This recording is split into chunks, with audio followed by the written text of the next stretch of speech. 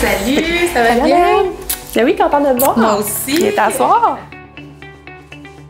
Mon rôle comme présidente d'honneur, c'est pas de prendre toute l'attention sur moi, c'est surtout de mettre en lumière là, les femmes qui sont honorées ce soir, là, qui ont des personnalités magnifiques. Andréane, tu as un parcours un peu atypique. Parle-moi en Ouais.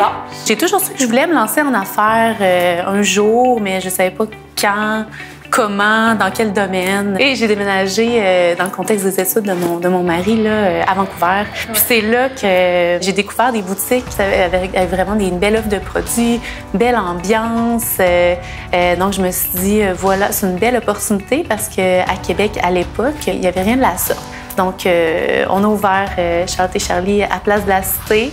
Ensuite, notre boutique en ligne, 6 mois plus tard. Ouais. Puis, il y a environ 2 ans et demi, on a ouvert une beaucoup plus grande succursale qui se fait sur la rue Marais, qui permet aux parents de vraiment s'équiper de A à Z.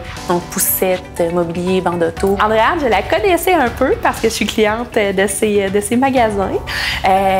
Andréane, tout en douceur, tout en finesse. Là, je trouve qu'elle représente très, très bien la marque qu'elle a développée. Quand tu t'es lancée, est-ce que tu as eu certaines craintes? Est-ce que ça a été plus difficile pour toi de te lancer en affaires parce que tu n'avais pas d'expérience? Oui, c'est sûr que ça me faisait peur. Donc, moi ce que j'ai fait, je suis allée au plus petit. T'sais, au début, là, on a commencé plus petit, voir si ça répondait aussi à la demande, si les gens, c'est ça qu'ils voulaient aussi. Puis finalement, je suis tombée en amour vraiment avec le domaine.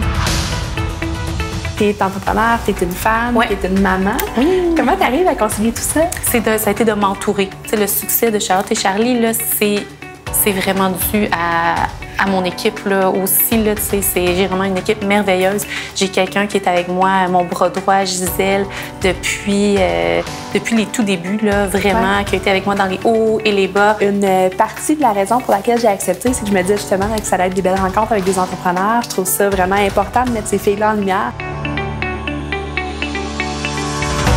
Bonjour Virginie. Contente ça va bien? Oui. Ben oui, moi aussi. J'ai étudié dans un milieu d'hommes beaucoup. Ouais. Je suis ingénieure de formation, puis dans un pays arabo-musulman, bien sûr.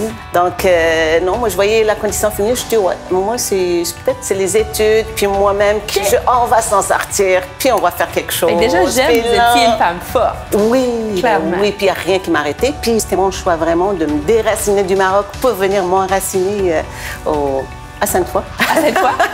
À Sainte-Foy, précisément. Je voulais m'essayer de faire des affaires selon moi-même. C'est moi qui mène. Et selon mes valeurs. Le respect, c'est ça nos valeurs. Le respect, l'intégrité, puis l'authenticité. Quand j'ai fondé Abena, c'était en pleine crise de 2008. L'automne 2008, c'était là. Quand on a parti, on avait eu juste la gestion de projet et des bureaux de projet. En 2013, on a ouvert le premier bureau qui est au Delta, au 10e étage. Ouais. On s'était dit, on va être là pendant des années. Mais écoute, après 2 ans, on était déjà serrés. En mai 2017, on a pris le 13e étage. On a multiplié la superficie de 2,5 points. Puis, qu'est-ce qui vous rend le plus fière dans tout ça? Mon Dieu, ce qui me rend fière, c'est quand je vois notre équipe, parce que c'est tous mes collègues, qui sont heureux. Puis ça me fait tellement plaisir quand je suis dans mon bureau, puis qu'il y en a des éclats de rire à côté. Là, ce qui m'a vraiment frappée, ça n'a rien à voir avec ses qualités d'entrepreneur, mais elle a, mon Dieu, une personnalité attachante, engageante, un sourire magnifique et tout. Puis je trouve que tout de suite, on a le goût de faire confiance. Bonjour Pascal!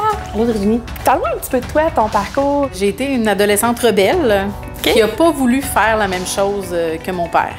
Donc, je disais à l'époque que je n'allais pas être un comptable en creton, parce que mon père, à l'époque, travaillait pour une entreprise de charcuterie. Puis, mon père a changé de carrière. Il s'est en allé dans les services financiers. Il dit, en attendant ton travail idéal, veux-tu m'aider? Parce que je démarre, puis veux-tu être mon adjoint?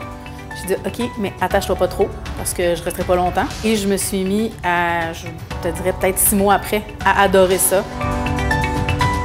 En fait, c'est quand tu es service financier, on est vraiment dans le service style vraiment planification financière. Donc, l'objectif, c'est de dire, on va arrimer tout ce qui est service financier, donc placement, assurance, planification financière globale, le côté de service comptable, fiscal et tout ça. On fait affaire avec différents professionnels. Mais c'est vraiment d'avoir un plan global, une vision globale de la situation des entrepreneurs. Comme je dis toujours, je suis une fille de comptable, donc moi, j'adore faire sauver de l'impôt. C'est mon gros dada. C'est ça pourquoi mes yeux s'allument. OK. Fait que maintenant, tu es PDG de Quentin Services Financiers. Oui. Comment ça se passe être directrice d'une entreprise familiale? C'est toujours un challenge quand tu es en famille parce que, évidemment, ma soeur me connaît très bien, je la connais très bien. C'est plus difficile de gérer ça, cette émotivité-là, entre les deux. Mais somme toute, on arrive... Oui, puis on se complète. Ça, c'est une de nos forces extraordinaires parce que tout ce que j'aime faire, elle n'aime pas ça. Puis tout ce qu'elle aime faire, c'est l'inverse. Donc, on est vraiment très, très complémentaires. Pascal, je pense qu'on a un caractère similaire. Honnêtement, je me suis beaucoup reconnue dans elle. Donc, j'ai beaucoup aimé sa drive. Tu sais, Pascal, là, je pense que si tu travailles pour elle, tu as le goût de la suivre. C'est quoi le plus beau commentaire qu'un client t'a fait en carrière? C'est que j'ai réussi à rendre les choses accessibles. Quand ils me disent, ça fait des années qu'on essaie de me l'expliquer, puis je viens de comprendre. OK. Ça,